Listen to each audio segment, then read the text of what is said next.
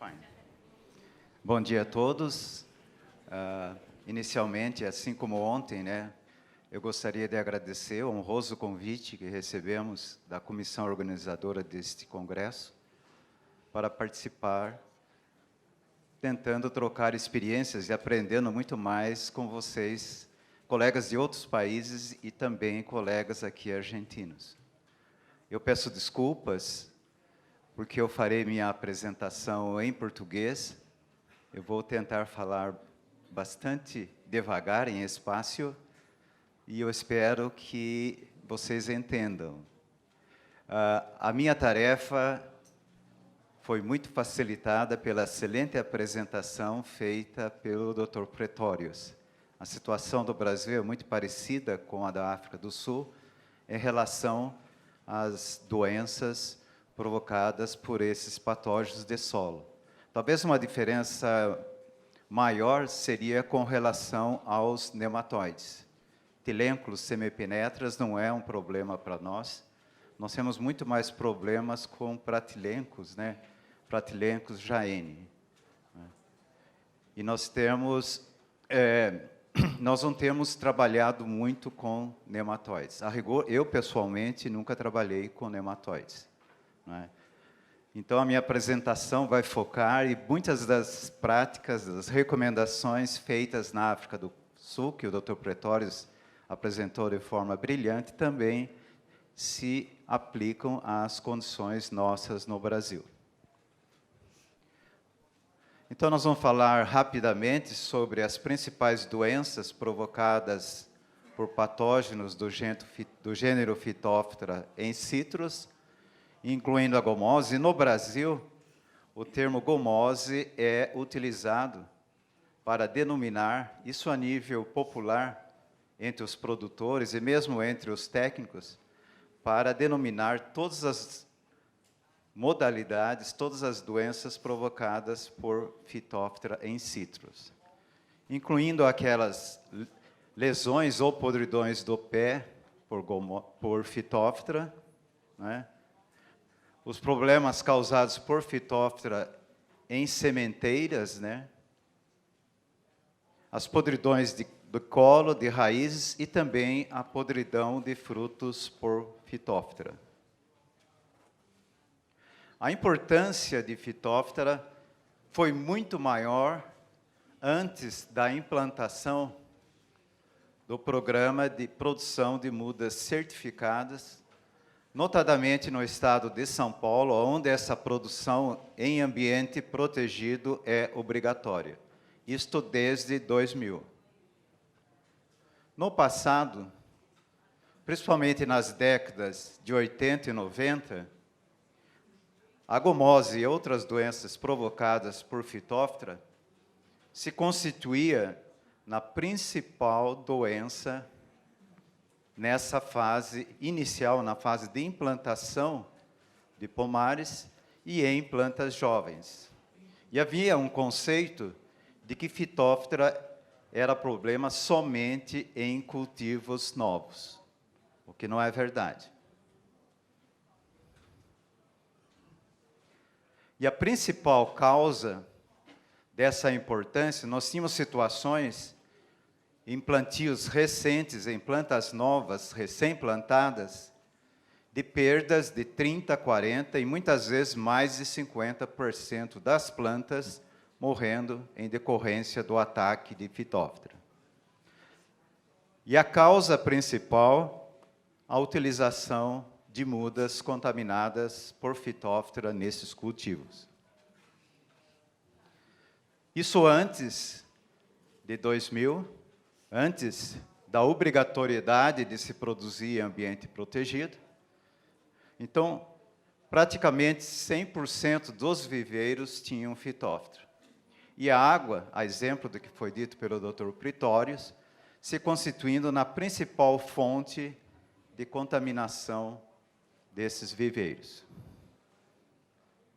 Essa é uma situação que era bastante comum no país, e notadamente em São Paulo. Nós tínhamos os viveiros localizados próximos aos pomares. Então, Fitóftora é um patógeno de solo, propágulos aqui durante essas chuvas eram arrastados da superfície do solo, carregados e contaminando essa fonte de água que era utilizada para a irrigação das plantas. Então, novamente, essa era a situação anterior à obrigatoriedade em São Paulo de se produzir mudas em ambientes protegidos, em invernadeiros. Então, essa era a realidade. Não é? E, como eu disse, a partir de janeiro foi obrigatória a produção de mudas em ambiente protegido.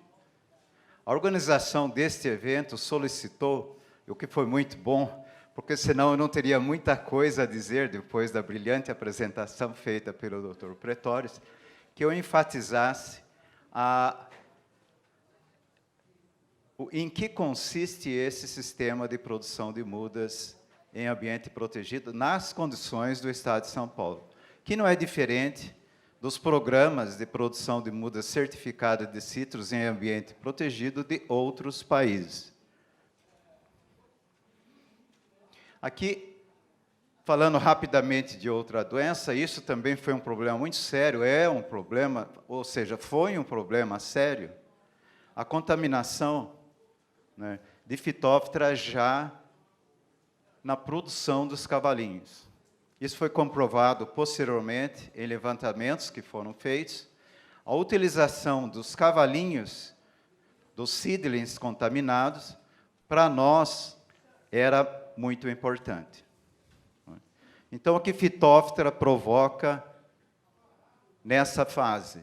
Nós temos a podridão da semente, causando o que nós chamamos de dumping off, de pré-emergência, e o tombamento ou mela, em que você tem as lesões localizadas nessa região e provocam a morte das plantas. O importante dizer que não só Fitóftora provoca essas manifestações. Pythium e um fungo, Rhizotonia solani, também podem provocar.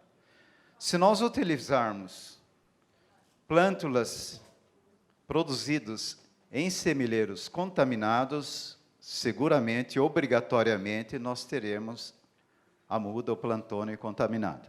Então, essa já é uma fase importante. E quando falar em manejo, é obrigatório dentro do programa o tratamento térmico das sementes, não é? Ele consiste em você manter via imersão nas sementes durante 10 minutos de exposição a 52 graus centígrados, que não afeta a germinabilidade da semente e que inviabiliza o fungo, ou patógeno, desculpe, Fitóftora não é fungo, é um miceto.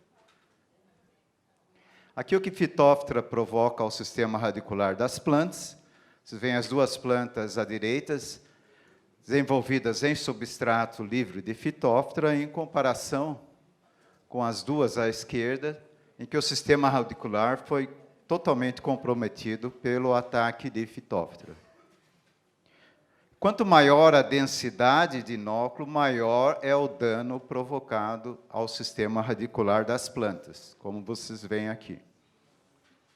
Essa era uma manifestação da doença, o ataque em folhas ou em brotos recém-formados, que era muito frequente quando nós tínhamos ainda os viveiros a céu aberto. Hoje nós não temos mais esses sintomas na produção em invernadeiros em ambiente protegido. Esse é o sistema de plantio predominante em São Paulo e no país, não é? Em que nós fazemos essa bacia para a retenção de água e favorecer o pegamento da muda, da planta recém-plantada, e isso favorece o aumento exponencial de Fitóftora nessa área de influência da cova. Nós vemos uma diferença de tensão no esporângio, favorecendo a germinação indireta via zoósporos, né? E isso contribui para o aumento exponencial da população nessa área da cova da planta. Então, se você assumir que você irriga com muita frequência, muitas vezes mais do que uma vez por semana, são múltiplos ciclos de produção de propágulos de fitóftora. Resultando do quê? Numa densidade de inóculo muito grande nessa área de influência da cova.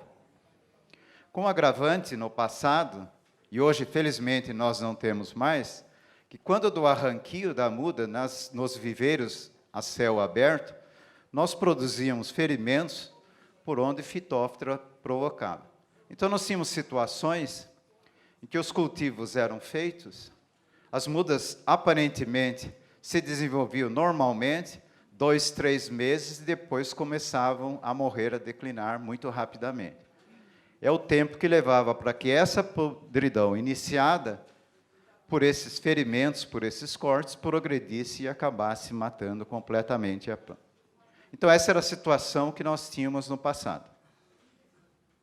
Aqui os sintomas reflexos, né? Essa clorose foliar e o florescimento atípico, né? Extemporâneo, que não é usual em plantas dessa idade. Então, como eu disse, nós tínhamos uma incidência muito grande, em algumas situações, mais de 30%, 40% ou mais por cento de plantas morrendo em decorrência do ataque de fitóftora. E principalmente da utilização de mudas contaminadas nesses cultivos. Aqui é o sintoma reflexo, aqui essas podridões, essas são as lesões que levam à morte da planta, que mais preocupam o produtor. A podridão de raízes e radicelas para nós, principalmente as radicelas, não é tão importante. Nós irrigamos pouco em São Paulo, né?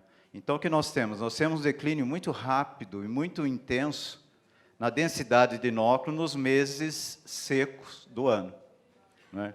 Então, nós fizemos vários experimentos em que nós infestávamos o solo experimentalmente e nós não tínhamos diferenças significativas em termos de porte de planta e em termos de produção, de produtividade, inclusive da qualidade da produção, que muitos experimentos, notadamente feitos na África do Sul e na Flórida, eles tinham. Então, o que leva à morte à planta, e esse é um cuidado muito grande que nós temos que ter, é no sentido de evitar ferimentos. Porque depois que a planta se desenvolve, que você tem a suberização dos tecidos, você não tem mais a penetração natural de fitóftora. Ela penetra por ferimentos. Então, essas lesões que levam à morte, que nós vemos aqui na região do colo das plantas, elas são originadas em decorrência de ferimentos. E é por isso que nós temos esse conceito em São Paulo de que fitóftora, de quigomose, é um problema de pomar ou de planta jovem. Porque nessa fase inicial, os tratos culturais são feitos mais próximos ao colo, ao tronco da planta. À medida que a planta vai crescendo, os tratos culturais, a utilização de ferramentas, a utilização de equipamentos, vão sendo feitos à distância do colo da planta, da haste da planta, então eles são menos frequentes, levando menos à morte. O que nos preocupa muito são os ferimentos provocados por outras causas, não só as causas mecânicas, como os ferimentos biológicos, isso é bastante frequente em São Paulo, notadamente no Sudoeste, que é a nova região produtora de sítios do estado de São Paulo, essas larvas de curculionídeos, né?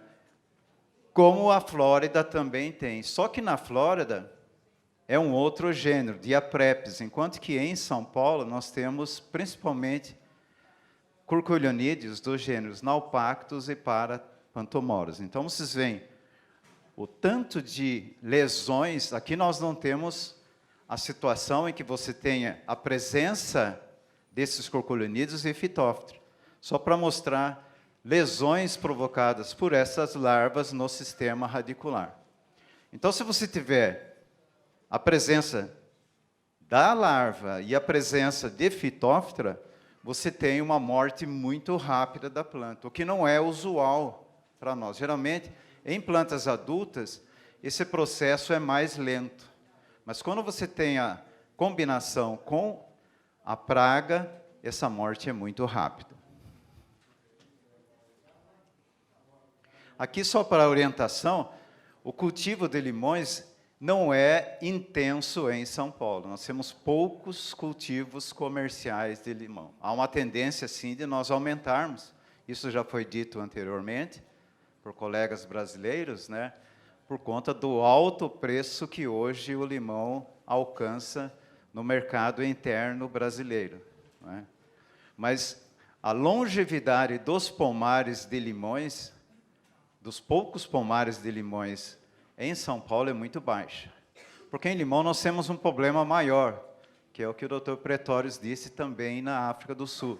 Nós não só temos problemas na região do porta-enxerto, nós temos problemas muito sérios na copa, aquelas lesões, e elas levam também à morte das plantas. Aqui o problema em frutos, né, que não é muito frequente entre nós, e agora menos ainda, porque nós estamos usando muito cobre, notadamente no controle de cancro cítrico e também de pinta preta, em que essas pulverizações são frequentes, não é? Então, nós tínhamos no passado, principalmente em variedades de maturação precoce, tipo Bahia, Baianinha, Hamlin e outras, se você tinha um inverno chuvoso, como nós estamos tendo, nós tínhamos surtos epidemiológicos de podridão parda. Eles estão se tornando cada vez mais raros, não é? O que acontece? 100% ou quase 100% dos frutos infectados caem prematuramente, não é? E para nós, aqui é só uma relação das várias espécies de Phytophthora que já foram relatadas na literatura internacional infectando plantas cítricas. Para nós, Phytophthora citróphthora e Phytophthora nicotiana são as principais. E 100% dos casos que nós tivemos oportunidade de acompanhar, de podridões de frutos, estão associadas a Phytophthora citróphthora. E nós temos em muitas situações, esse é um exemplo, só para ilustrar, que nós somos chamados a visitar os pomares. Como esse, você tem aqui uma grande reboleira de plantas que morreram, plantas já com aqueles sintomas típicos de Phytophthora. Você vê plantas com essas lesões, que geralmente levam à morte as plantas, e você tem também podridões de frutos. Interessante, em 100% dos frutos, você detecta somente Phytophthora citróphthora. Em quase que 100% das amostras, e se você ir levando essas amostras ao laboratório, fazendo o isolamento de raízes e recuperação de Phytophthora do solo, você detecta somente Phytophthora nicotiana. Então, isso não é novo. Há uma habilidade muito maior de nicotiana para a infecção de raízes e radicelas, enquanto que Phytophthora, muito mais para a infecção de frutos. Aqui, como também na África do Sul, essas duas espécies apresentam o esporanjo persistente. Ou seja, você tem aqui o esporanjo é essa estrutura globosa, né? Esses são estruturas assexuais do patógeno, que ele é produzido aqui na extremidade dessa hifa diferenciada, e as duas espécies apresentam esporanjo persistente, ou seja, esses esporângios, eles não se destacam, o quê? Dessa hifa diferenciada que nós chamamos de esporangiófilo. Então, qual a consequência disso em termos epidemiológicos? Nós temos a passagem aqui, o ciclo, né, que o Dr. Pretórios também já apresentou, né, geralmente em solos pesados, com problemas de drenagem, nós temos um encharcamento, e nós temos na superfície do solo, porque esses esporângios, eles são formados em condições de alta aeração e baixo nível de CO2. Então, eles se formam aqui na superfície do solo ou na superfície de órgãos da planta infectados, não é? Então, eles ficam aqui. Se nós temos diferenças de temperatura ou de tensão, decorrentes de irrigação, nós temos a germinação indireta via zoósporo. O zoósporo é um esporo móvel, E essa motilidade é conferida por 2 flagelos que a estrutura apresenta. Então, eles são muito importantes na disseminação da doença via água, via líquida. Com o solo encharcado, nós temos a produção de esporângios, a diferenciação dos zoóspores na superfície, eles ficam nadando, e por respingo de água, ele atinge os frutos da parte baixa da copa das plantas. Não é? Então, para nós, e também para a África do Sul, não é? Somente os frutos da parte baixa da saia da planta, da copa da planta, é que são infectados. Então, também, nós fazemos a proteção desses frutos ou com fosfitos ou com fungicidas à base de cobre. Como eu disse, como nós estamos usando muito cobre para controle de cancrose, controle preventivo, e também para controle já curativo ou preventivo mais preventivo de pinta preta, nós não temos tido problema. Uma preocupação adicional que nós temos, mas felizmente nós não encontramos em São Paulo Phytophthora palmivra. E a epidemiologia da podridão de frutos é totalmente diferente, porque palmivra, que é um problema muito sério em vários países da América Latina, e também na Flórida é um problema muito sério, e a podridão de frutos geralmente está associada à Phytophthora palmivra, e não à Phytophthora citróphthora nesses países. E o que acontece com o esporângio de palmivra? Ao contrário dos esporângios de Nicotiane e de Citróphthora, eles são caducos, ou seja, eles se destacam facilmente dos seus respectivos esporangiófilos. E podem ser carregados pelo vento. Então, qual a consequência disso? Você tem não só frutos infectados na parte baixa, mas também frutos infectados ao longo de toda a copa. Então, se vocês tiverem frutos na parte alta, a primeira suspeita que se levanta é que seja palmívora e não citróphthora. Não é? Um caso que nós fomos chamados a visitar, que nós tínhamos essa situação no Brasil, nós só encontramos Phytophthora, mas a justificativa para você ter frutos na parte alta da copa da planta é que esses pomares estavam sendo irrigados com água contaminada. E o sistema de irrigação predominante, até então, naquela época, isso foi na década de 80, né, era a aspersão com esses autopropelidos. Então, você tem que tomar algum cuidado no diagnóstico. O melhor é vocês levarem esse material amostrado ao laboratório e fazerem a confirmação de qual a espécie de Phytophthora que está contaminando a sua finca. Aqui também já foi dito pelo Dr. Pretórios, né? Bom, Phytophthora tem várias estruturas, então, dependendo das condições ambientais, nós teremos a produção de uma ou de outra estrutura, de forma predominante. Não é? Então, nós já falamos dos esporângios, que eles são produzidos nessa situação em que o solo é encharcado, principalmente. Não é? Nós temos os clamidósporos, que eles são produzidos abundantemente, precocemente em Nicotiane. E Nicotiane é a principal espécie no Brasil, notadamente em São Paulo. Esse é um esporo de resistência. Existem relatos na Califórnia, do Dr. Peter Tsao, que ele consegue sobreviver, mesmo em ausência do hospedeiro de planta cítrica, por mais de 1 ano no solo.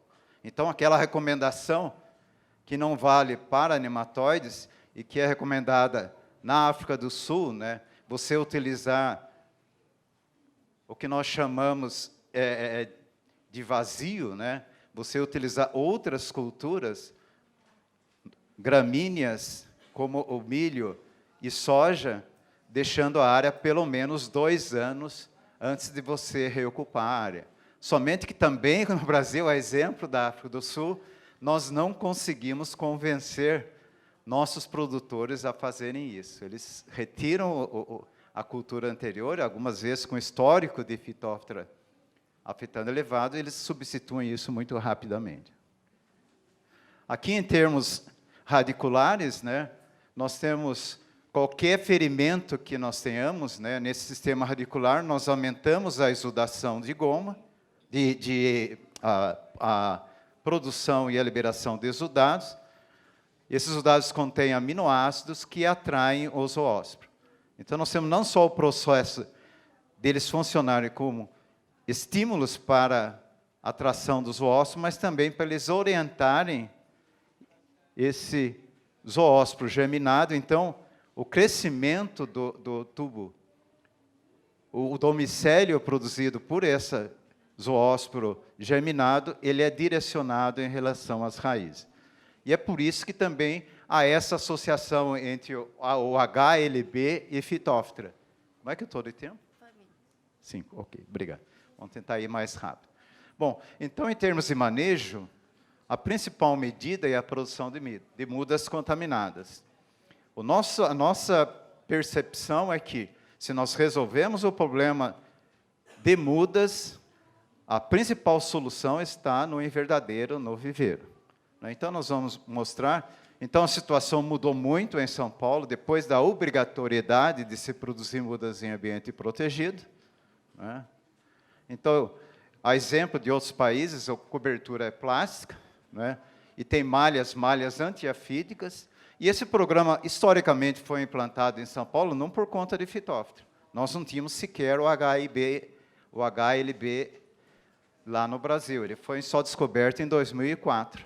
Ele foi implantado para manejo do CVC, de Xylella fastidiosa.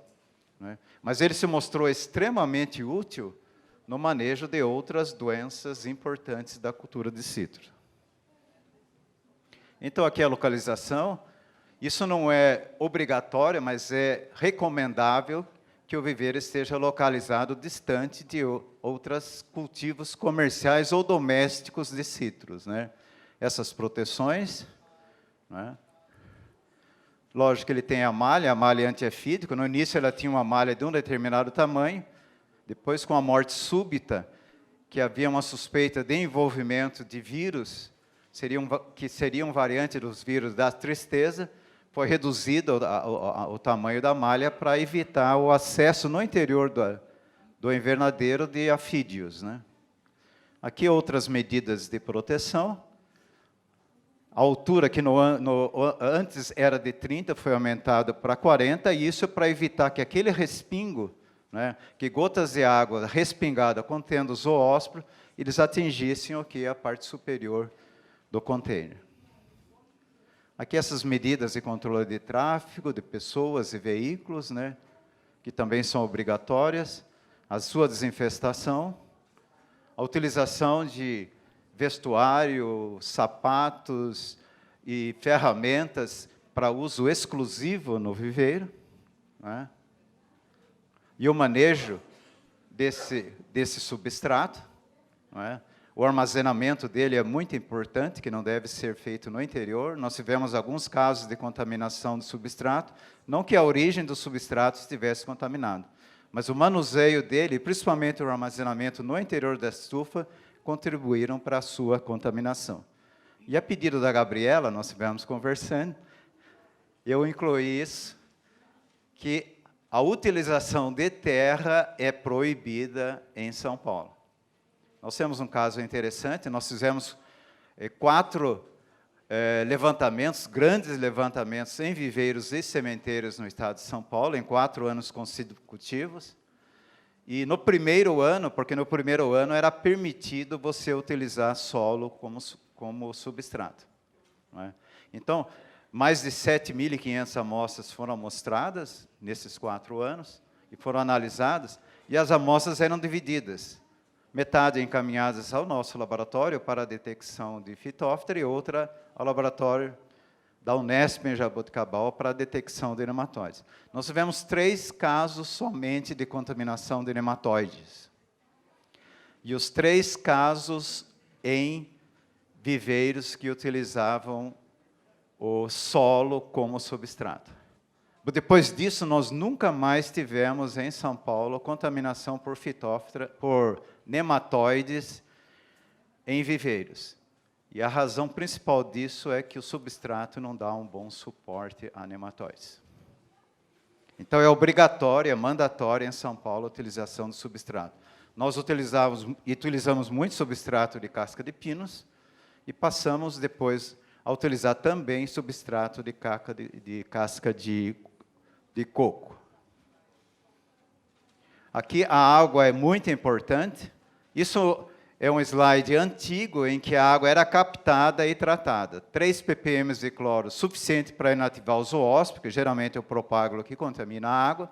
Se a água estiver turva, com muita argila, nós recomendávamos aumentar de 3 para 5 ppm cloro, porque parte desse cloro poderia ficar dissolvido nessas partículas de argila.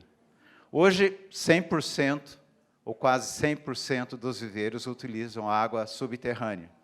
E nós não temos contaminação dessa água por fitóftora em profundidade. Aqui o tratamento de sementes. Nós tivemos que fazer experimentos para confirmar, né, infectando frutos, retirando as sementes e tratando